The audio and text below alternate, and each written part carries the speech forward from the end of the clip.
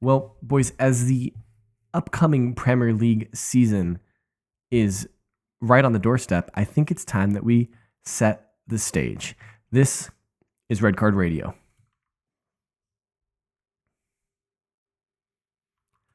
Good morning, good evening, good afternoon, whenever you're listening from. Thanks for tuning in. Red Card Radio is a weekly look at the Premier League from three friends who support different clubs. My name is James. I support Premier League champions Arsenal. With me tonight is Brad. He supports Chelsea. Down below is Sean. He supports Tottenham. Gentlemen, hello, good day. How are you? I don't know. I think my poem was better last week, to be honest with you. You know, I wasn't going to say anything about it, but since you did bring it up, you got some bars, bro. You got some bars. Got some bars. Yeah, thanks. It took him about 10 minutes to come up with it. Oh, and about 3 tries. Yeah, it's funny because I told him in pre-production. It took me. I came up with that about 10 minutes before launch. But is there a blooper reel that you guys can share with me? Actually, yeah. I might have it. I gotta see if I can find it. Yeah, Brad, if you press the record button, I might want to see that blooper reel after this, because that might be funny. But yeah, so welcome on, and like the boys alluded to last week, if you had a chance to listen, this is the beginning of the 7th season of Red Card Radio, which is kind of a tremendous feat, I think. If we're going to give ourselves a pat on the back, let me be the first to do it. I think, 7 seasons of a podcast, weekly releases, it's not 7 years because we started midway through a campaign and there were some time shenanigans that we had to deal with like COVID and things like that. But yeah, like I'm excited that we get to start and talk about another season of Premier League football together.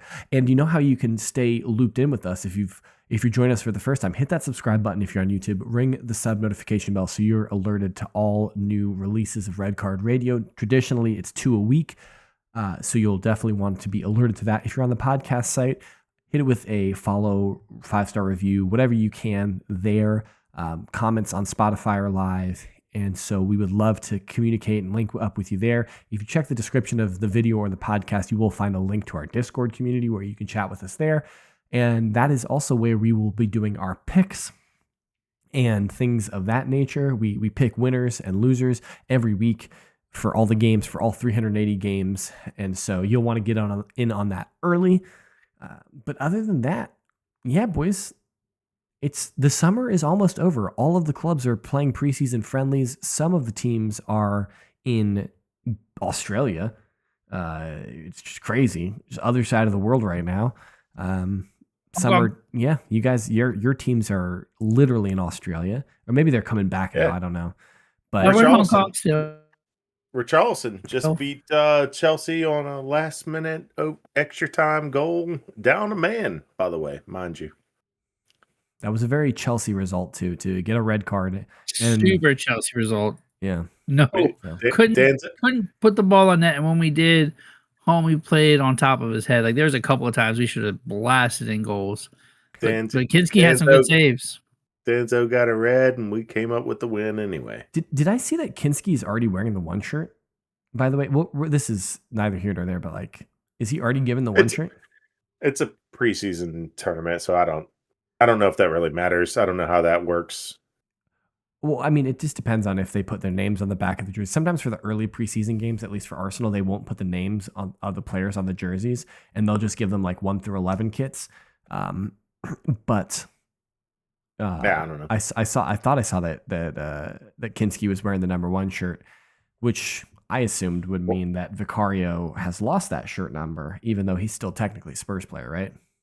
Yeah, he's not technically gone, but he's got to be with the squad. He's with the squad in Australia, right? As far as I know, he's not. That's crazy. I mean, not like he had World Cup or anything like that. He should have been with the first group to report. No, he's Italian, so he was definitely not at the World Cup. Yeah, that's crazy. Okay, but that's kind of an aside. What we're doing today, there's been a lot of news stories in the Premier League over the last 6 weeks, 7 weeks that we haven't really touched on, mostly because we've been talking about the World Cup. We have mentioned some of them in passing here and there, certain large transfers, things like that. But there has been a plethora of manager and coach swapping in the Premier League. I think I saw that. Sean, did you tell me that Michael Carrick is now the 7th longest tenured? 7th. Yeah, Carrick. If you know anything about when Michael Carrick became Manchester United manager last year, was it January, February? It's like January. You'll January. see what we're talking about. So there was a big carousel wheel of managers.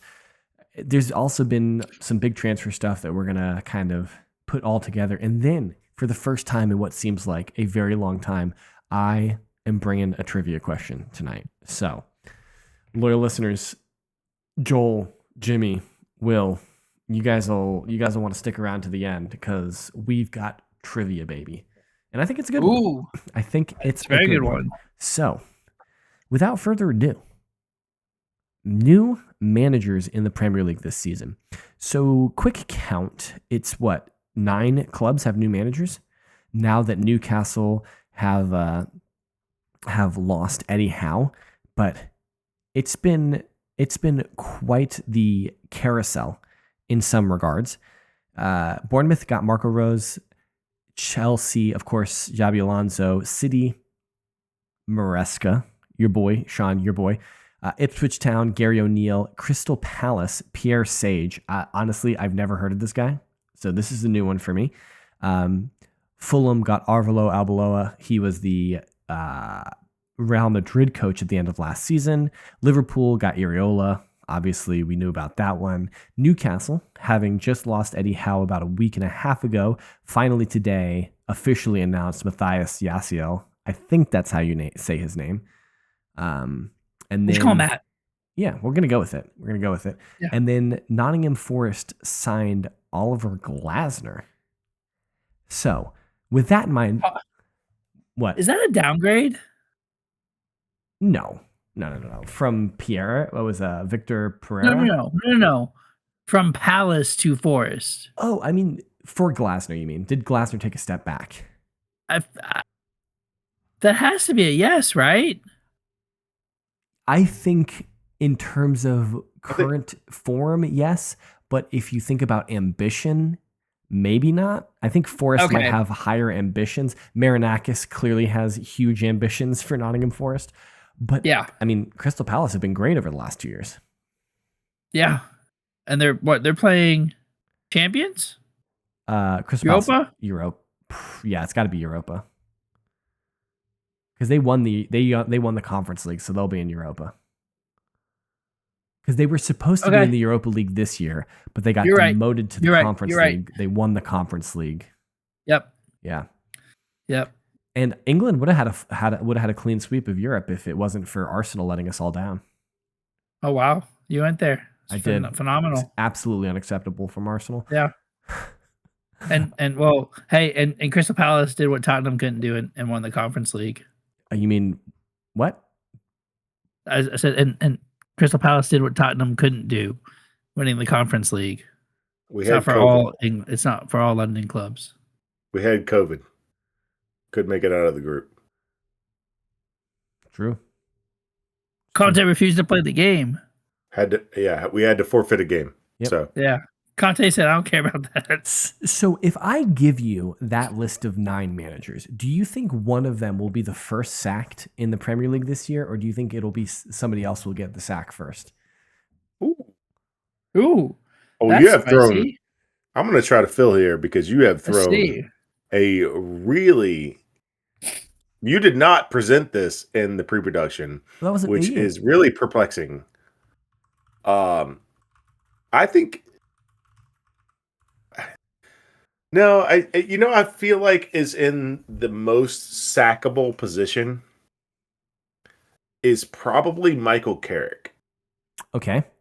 Because if United always has high expectations for their teams, and if it doesn't start how it ended, he was a temporary replacement until he proved that he should be the permanent. Yeah. So if that does not start how it ended, do they pivot to somebody who's more permanent in their mind? That I feel like that would be the most sackable position if he's not what it was I don't necessarily. You know what I mean? I don't necessarily disagree with you. Okay. I think that's. I don't think that's a bad shout, but I also think in. We've seen that Manchester United last year and Ineos specifically, like for the longest time, they were like, we're sticking with what's his name? What was his name? I can't even remember the manager at the beginning of the year. Bruno. Doesn't even matter. What was his name? The Portuguese Doesn't guy. Matter. Why can't I remember his name? Amarim. Thank you. But they were saying for weeks and weeks and weeks, no, we're supporting Amarim. It's a 4-year project. We're supporting Amarim.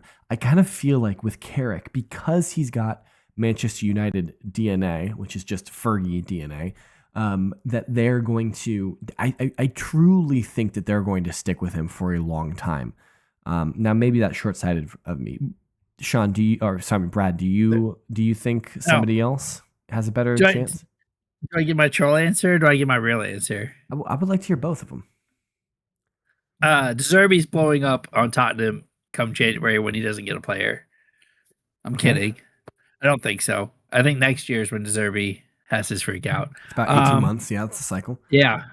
Daniel Farke at Leeds. I think if Leeds underperforms, because he saved his job last year because he was on that hot seat for a bit.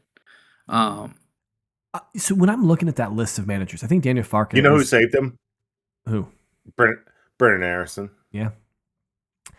Aronson got on a hot streak and saved Leeds. Or whatever. Maybe it was Daniel Farke that changed what he was doing that freed up Aronson. We don't know the behind-the-scenes stuff. But I mean, I didn't watch a tremendous amount of Leeds last year. When I did watch them, it was against Arsenal. And I think that we had a 9-0 aggregate scoreline against them over the 2 games. Fair enough. Which isn't indicative of the football they played, because I thought they actually played decent football. They were just outclassed against us. I think they played good football. I think your original question was which of the 9 new managers were on the most hot seat. And if I had to pick one, I would pick Glasner. Just specifically because Marinakis is so hungry to win. And chaos. I think of all 20 managers in the Premier League, Glasner's on the hottest seat already, and the season hasn't even started. So we circled back on the same point. I was about to say it. He's so hungry to win. He just hires Glasner. And how long did it take Glasner to get Palace to winning trophies? 3 years? 2 years? How long was he at City or at Palace? Wasn't it like 4 years, something like that? Yeah, 3 or 4. It took a while to build that up, and they were buying Eze out of the championship. They were buying these players out of the championship and just cherry picking these good players out of the championship, and then hoping that they worked, and then they did. And I don't know if Marinakis is going to like that slow play. Was it actually that long? It might have been 1 year no trophies. The next year they started winning.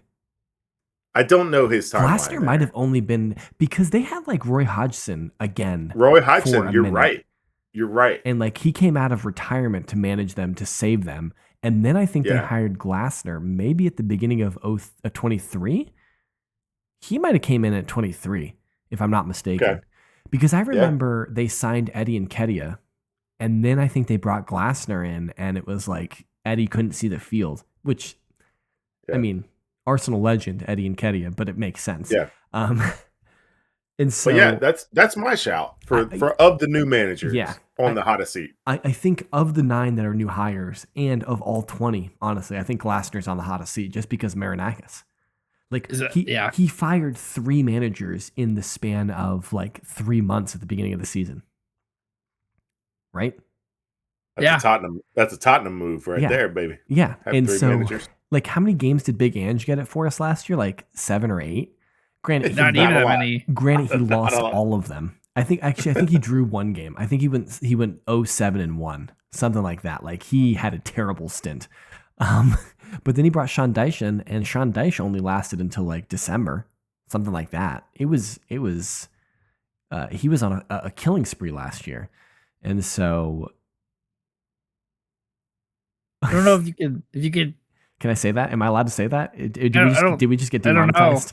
We just got demonetized. Hardcore. Dang it. Man, we were going to make so much money on this podcast.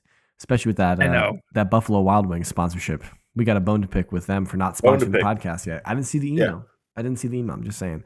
Yeah. But I think Michael Carrick's a good shout. I think Daniel Farkas is a good shout because he was on a hot seat last year and he kind of saved his job. Everyone else kind of seems. I mean, I know nothing about Pierre Sage. Like, I know nothing about him. Me neither. I've never heard the name before. And so, yeah, I mean, De Zerbi, clearly, I mean, but I think you saw last year with Thomas Frank how willing the Tottenham board were to stick with their guy for as long as possible. And so when Thomas Frank got till like February, right? Something like that.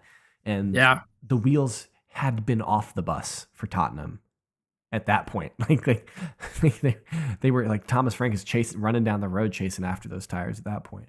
So yeah, I'd be interested to hear you guys in the comments who you think might be on the hot seat in the Premier League as the manager before even a ball is kicked. So, Brad, do you want to give us a quick rundown of transfers and things like transfers? that? I got you. All right. I'm going bottom to top on our list, by the way, just so you guys don't get confused. Got it. We're going for City signed Anderson for stupid money. Tottenham bought everybody. Tonali, Fernandez for ridiculous money. Then Hecky. Then brought in 3 free people: Dubravka, Robertson, and Senesi. Brighton got Vuskovic, which I heard is really good. Can I back up? Yeah, you can back up. You can back up. Senesi and Van Hecke. Oh, okay. Oh. It's pronunciations. Senesi. Senesi. Senesi. Brighton got Vuskovic, which I was told was a really good signing for them. Villa got Garnacho. I think he's gonna tear it up for them. Yeah, I heard he was really terrible. Time out. Did you guys see why he was trending on Twitter 2 days ago? Yes, that great pass. Yes, the shot. Yes. He hit the back heel to nobody inside the penalty area. The Chelsea moves are real. Okay, continue. Sorry, Brad. I didn't mean to derail you. You did. But it's okay. You know what? He's just getting used to his new place. He's gonna do so great. He's gonna hit the obligation to buy for next year because there's nothing involved for Morgan Rogers' deal, guys. Yeah. United bought Santos and Tielemans, so they got 2 new midfielders to partner with Bruno. Chelsea got Morgan Rogers. Again, has nothing to do with Garnacho. Danny Welbeck, Dean Henderson, and Lacroix. Then Arsenal signed Tozales and Bruno G, which I don't know if we'll ever see Joel again. Technically, Bruno G has only done his medical, but I think by the time this podcast is out, it'll be a thing. I think it probably might be official at that point. So you also left off the Brazilian that we're gonna sign, bro. We're gonna sign Vinicius. Oh, I had him on here, but then you told me Vinicius Jr. is coming to Arsenal. Of course he is. Yeah, we're getting all the targets. No, I don't actually think that one's actually gonna materialize, but it is. No, he's signing a new contract with Madrid. Madrid gave him what he wanted. Well, they didn't give him everything he wanted, but you did see that Madrid initially said that they weren't going to up their offer. And then they upped their offer when Vinicius didn't agree to their demand. So, like, obviously they were worried about like him leaving. So, yeah, Jose was like, "Wait, you're going to Arsenal? No, we'll give you everything. You don't go to there." Well, apparently the story out of Spain was that Mourinho was like, "Yeah, he's not required. I would like to have him, but if we sell him, we sell him." So, and there seems to be a little bit of bad blood, maybe. There from last season between the Benfica Real Madrid tie in the Champions League, which we don't need to get into. We don't need to get into, but there might be a little bit of bad blood. So like, you know, it's not a 0% chance Arsenal don't sign him. You know, it might be like a 1% chance, but you know, it's non-zero. It's non-zero, and those are the odds that I like. Yeah.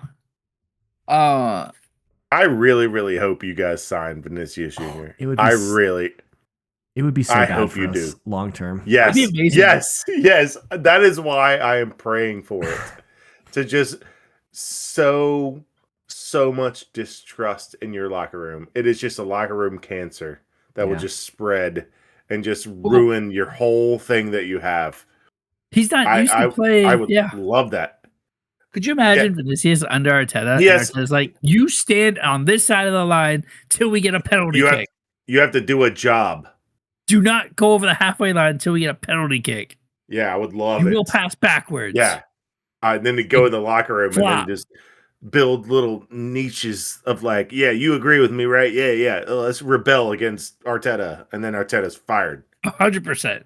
Yeah, let's go. Vinicius to Arsenal. Vinicius to Arsenal. Let's go. Yeah. And this is why we did not talk about Arsenal last week. I love the headcanon that you guys have created in that Vinicius is going to destroy Arsenal. We've thought through the whole situation. Everything. Yeah. It's pretty airtight. I mean, the reason why I don't necessarily think he is the guy to I think he would be in for a rude awakening coming into the Premier League. I think it's just such a physical league that it would not suit him. Maybe I'm wrong. Maybe on the off chance, the very small non-zero chance that Arsenal do eventually sign him and he turns to be a very good player for Arsenal, I will happily eat my words in that I don't necessarily want Arsenal to sign him. And especially I don't want Arsenal to sign him for like £135 million, which is what the reported fee is. Which is insane money. Plus the £450,000 per week, which is apparently what he wants. He's like £600,000 per week, my guy. Or $450 and his image rights. Yeah, well, he keeps his image rights. Yeah, but that's pretty normal in England, I think. I don't think the clubs tend to retain image rights in England. I think that's more of a continental thing. I think they get some things, but not all. Yeah. When was the last?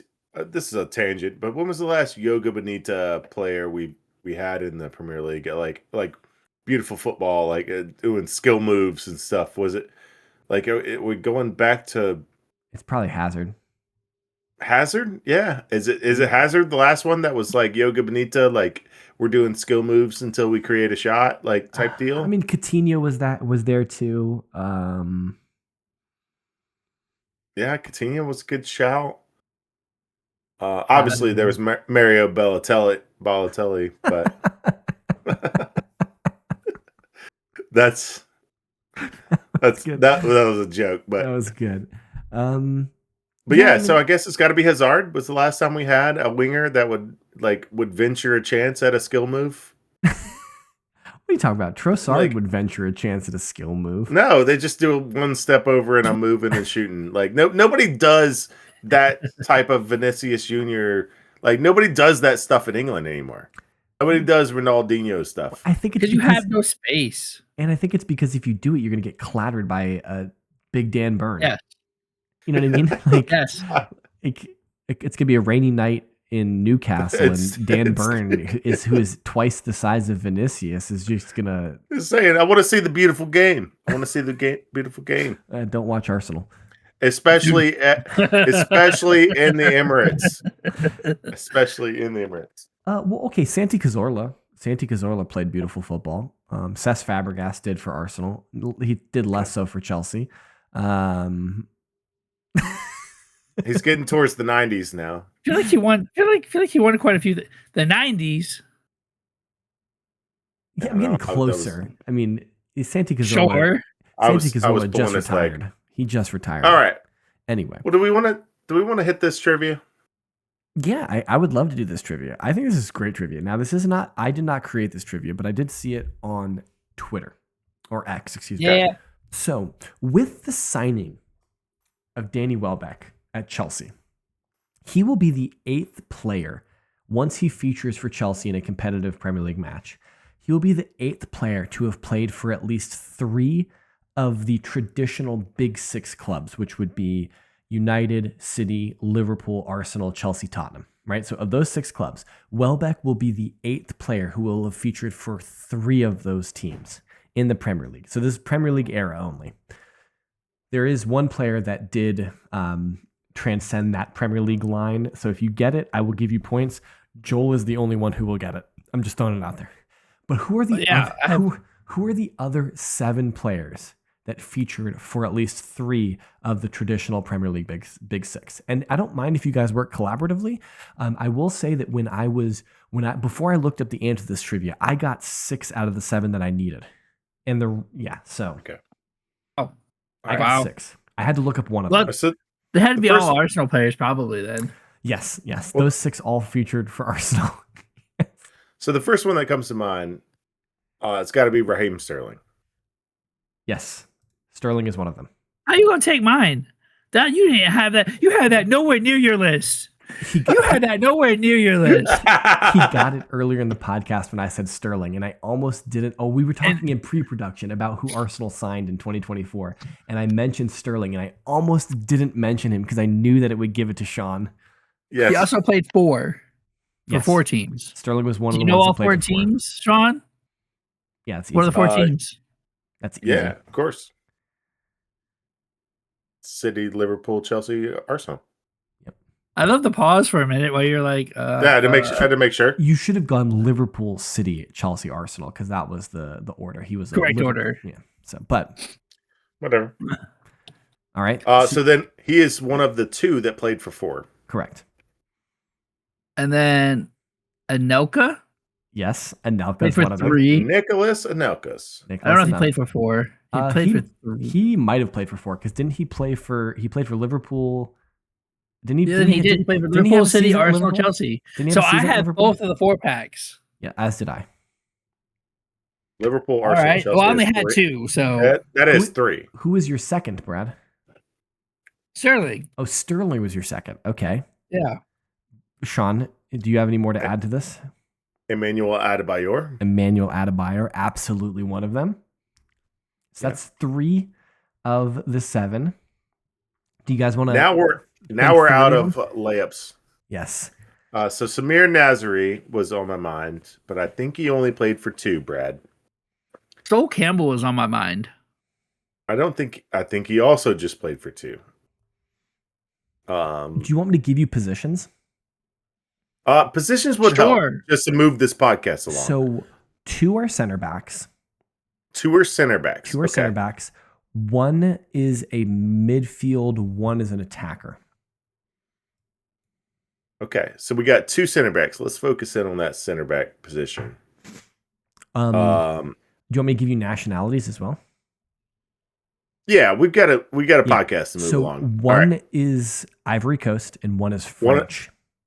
One at a time. Okay, well, you did it. All right, Ivory Coast center back. I don't think I'm going to get that one, so I'm going to move on to French. I can give you the clubs he played for. So the Ivorian center back played for Arsenal, City, and Liverpool. Torre? Yes, Kolo Torre. Yaya Toure? Kolo Torre. Oh, Kolo Torre. Kolo Torre. The brother of Yaya Toure. Good, dude. Nice, Brad. Well done. All right. Well, Yaya did not play for... No, he just played for... Is that the midfielder? Yeah, Yaya Toure played just for City. Just for City. Yeah. Okay. All right. So this other center back, French center back, the order in which he played was Chelsea, Arsenal, Tottenham. Those were the three big 6 clubs he played for. French. What? Chelsea, Arsenal, Tottenham. Ooh. This is like he transferred to Arsenal in like 2007. Oh. I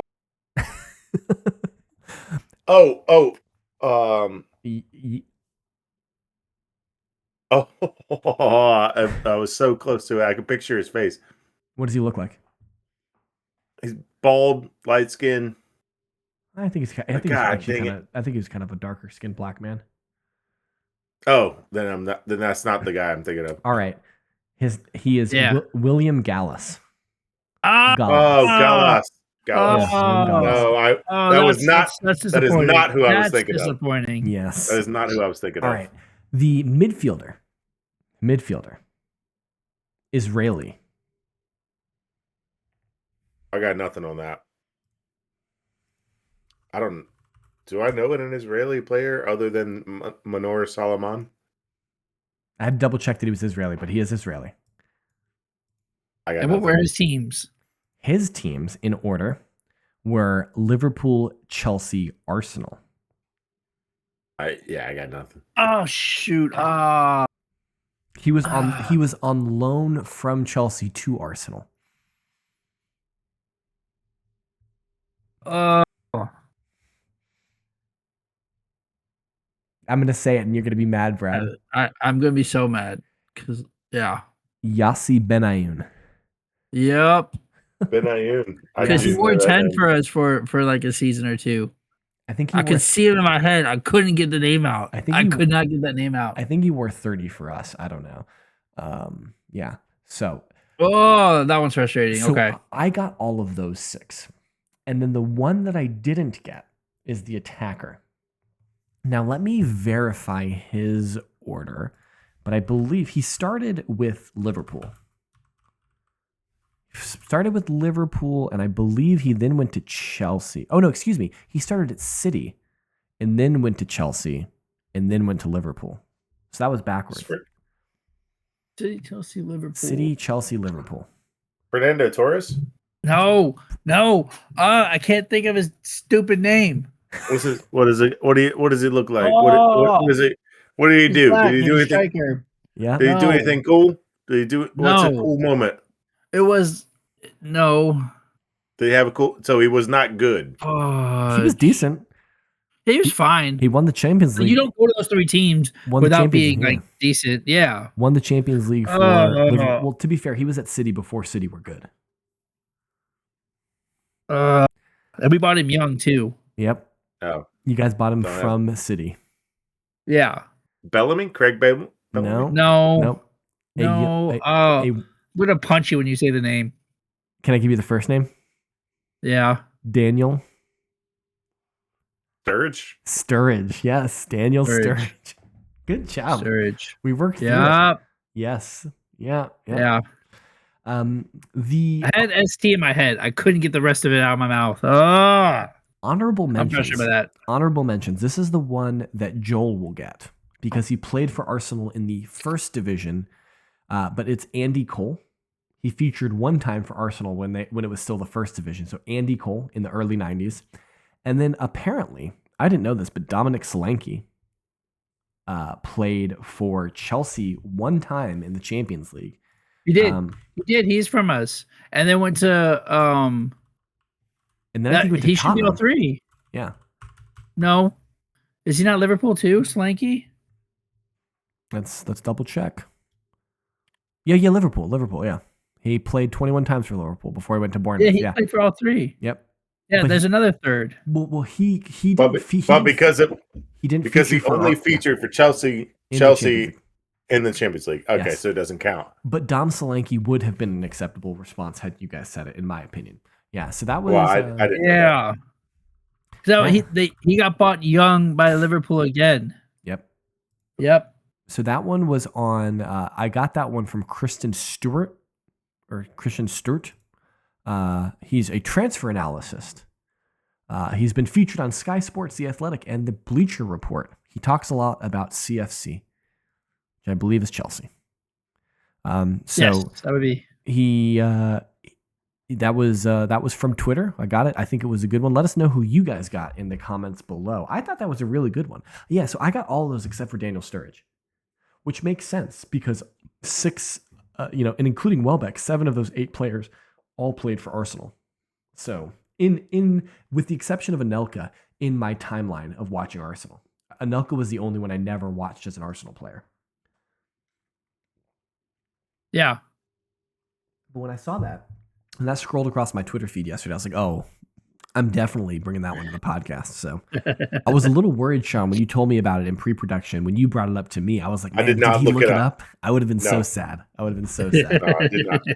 So, but that's all I thought about it, put thought to it, but I did not look it up. Yeah. All right. I think that's all we got tonight. And so I think next week, we're getting pretty close, boys. I think the Community Shield is on the 16th. And then the first... I think next week is Sheets. Is it? Nah, Sheets are going to be... We do it 2 weeks out. We do it 2 weeks out. Yeah, but the Community Shield is on the 16th. The first game is on the 21st. So next week, We got to do sheets on the 19th, bro. You think? I think the 19th. I think no, because the 19th should be our first preview episode. It shouldn't be sheets. Ah, dang. Can we do? But we always do this to ourselves where we do the sheets so early. So these are if you're new here, we tend to we will predict everything in the Premier League. We're going to predict everything. We're going to predict 1 through 20, where we think every team's going to finish. Golden Boot, Golden Glove, manager, Champions League winner, Champions League, like Europa, all the European winners, FA Cup winner, Community Shield, not Community Shield, charity. What's that one called? Caribou Championship. Cup. Oh yeah, our championship winner. Our tiebreaker is the championship winner. In case, and so if you're interested in that, start thinking about it, and you can submit yours, and it'll get added to the spreadsheet, and we'll see who is the most right at the end of the season. So maybe that is next week. I don't know. I hope it's not next week. We'll have to talk about the schedule, boys. Yes, we will. Off the pod, hopefully. Off the pad. Not for the people. If you're still listening and you haven't hit the subscribe button, please do that now. Hit us up on social media. Brad, that guy up top, he's at KSBradG. Sean down below, that's at Whiteheart_Sean. I am at James Tiffany. Collectively, we can be reached at redcard_radio. Or if you want to send us an email, info.redcardradio@gmail.com. Of course, join our Discord community in the description below, and you can chat with us there. And please come back next week where we will, I guess, potentially be doing the Sheets of Integrity. You'll have to tune in to find out. Until then, have a great week, and we will talk to you all soon.